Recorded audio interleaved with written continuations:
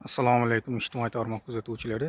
3 oy avval Namangan shahri Chortoq yo'liga avtomatik darvoza hamda yoniga ochiladigan kaltkasi bilan birgalikda o'rnatib bergandik. Ustalar hamon ishlashyapti. Yoniga yana bir joy ochilganligi uchun shinamgina kichik avtomatik darvoza o'rnatib berdik. Bu yeri polностью obzorini, xudo xolasa, ustalar bitirib chiqarishgandan keyin yana obzor qilib beramiz. Hozir biz keyingi o'rnatgan joyimizni ko'ramiz.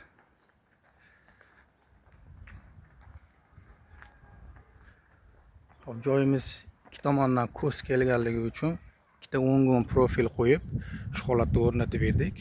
Mana bejirim shinamgina bo'ldi. Ichkaridagi holatlarni ham ko'ramiz. Mana svet yo'qligida rushnoy holati ham bo'ladi. Bu ichkaridan ko'rinish holatdagi.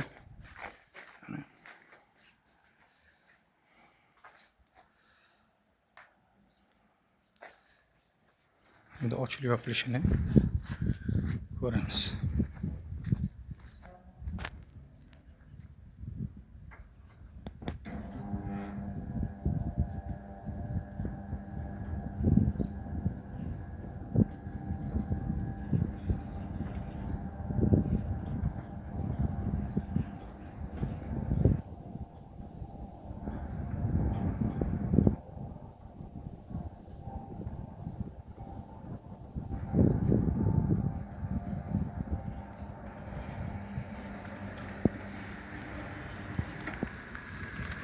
Ushbu obyektimizdagi to'liq videoni ustalar bitirib ketishgandan keyin obzor qilamiz.